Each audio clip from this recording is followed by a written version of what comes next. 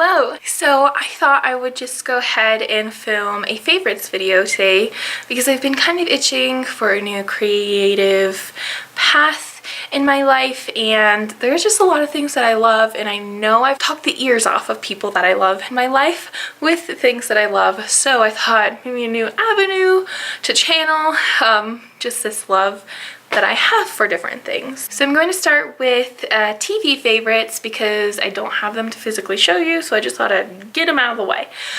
So one of the first things I started watching when I was kind of bedridden, couch-ridden for a few days was Black Mirror, and I watched that with my boyfriend, and I think we just were barely starting season 4, so we did that in like a month. I think it's really interesting. It's really good for us since it's an anthology. I know 2 episodes are the same. I would probably give Black Mirror like an A. Marvelous Mrs. Maisel. What can I say? Oh my goodness, it is so good. I love Midge. Oh my goodness. She is such a character. She's hysterical. Things don't really go as I predicted them to, and at this point in my life I feel like I've consumed enough media and to be able to kind of anticipate endings and anticipate twists and turns. The premise is that her husband leaves her and now she's just kind of reeling and trying to figure out her life from there on out. Money isn't like a huge driving factor in this show, which is really interesting. I do still love that she decides to go out and gets a job, and it's just so cute, and it's just empowering, you know, like she went and got this job and her dad isn't happy about it, and she's just kind of living life. The through line of the season isn't perfect, it's messy, it's real. She kind of goes back and forth from feeling hurt to wanting him back to never wanting to talk to him, and just these different things, and I feel like that's realistic. I find Mitch really entertaining, and I also really like that Susie, the person who plays Susie, played Mrs. Ungermeyer in the Lizzie McGuire movie. I just couldn't get over it. I would give that show an A+. Next, I have fashion favorite. This guy has some dog hair on it, apologies. But I've been loving wearing skirts again. I kind of go back and forth in my life a lot of wearing skirts and wearing dresses. This is just your typical A-line skater skirt. This is kind of that scuba material. This one is from ModCloth. Other thing I've been loving is mock necks or roll necks, kind of shorter turtlenecks. This one's a little bit long for my taste. Been loving these. I can wear them under pinafores. I can tuck them into my skirts.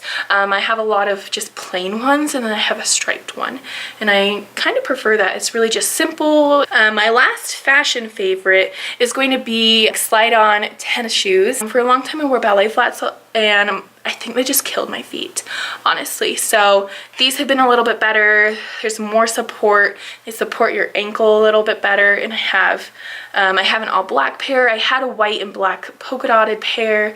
Those ones died, wore them to pieces, so those have been retired.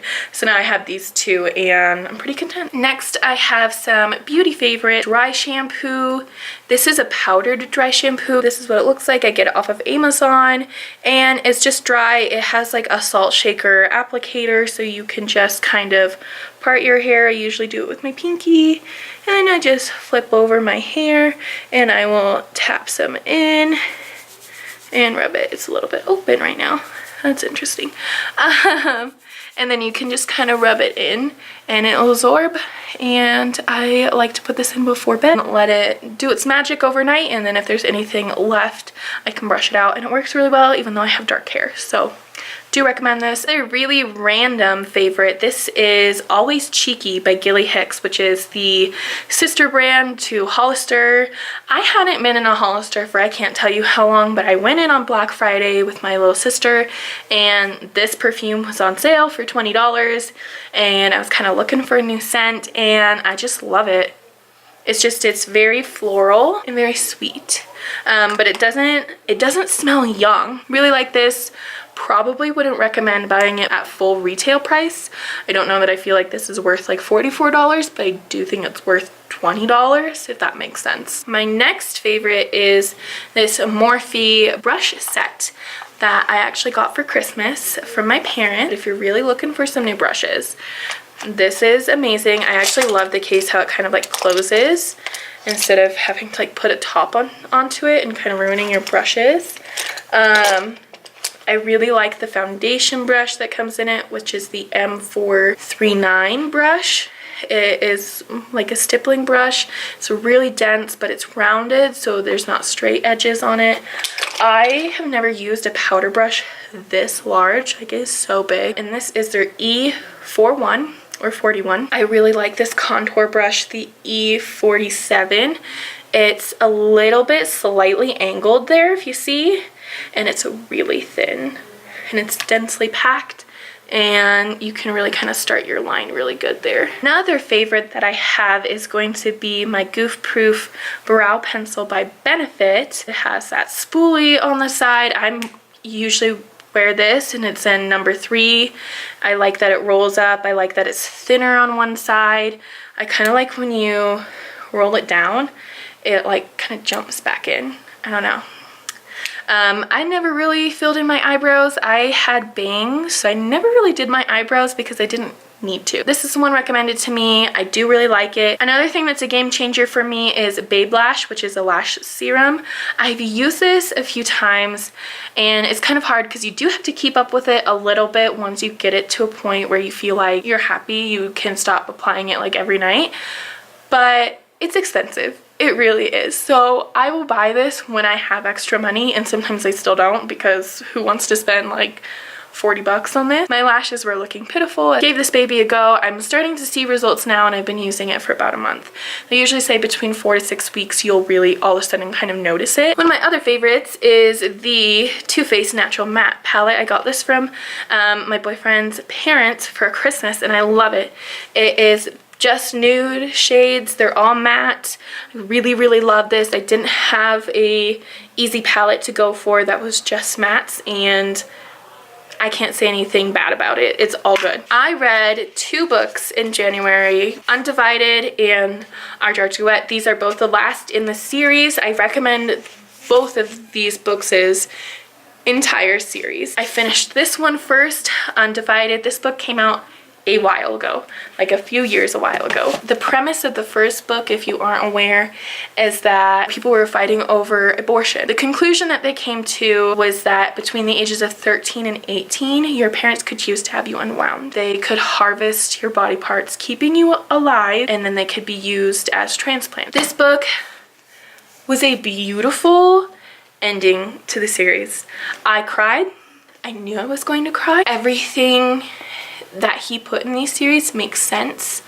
I love the diversity he weaves into the story. Like, none of it feels out of place. All of it feels like it has a purpose. I think all of his arguments are really poignant. Threads of different religions in here and how that kind of makes sense into the argument. I can't say too much, and I can't say too little about this series. I love it so much. This is the last book I read in February, Our Dark Duet by Victoria Schwab. This book is so good. I loved the first book, loved the second book. I was a little nervous, I have to say, because it's a duology. I've read a lot of series that have 3 books, and I've read a lot of series that have 4 books. And anything more than that, usually they're pretty long. Completely recommend it. Completely recommend this entire series, the 2 books. Amazing job. I was skeptical, I'm not going to lie, that she could finish this story in 2 books, especially considering where the first book leaves.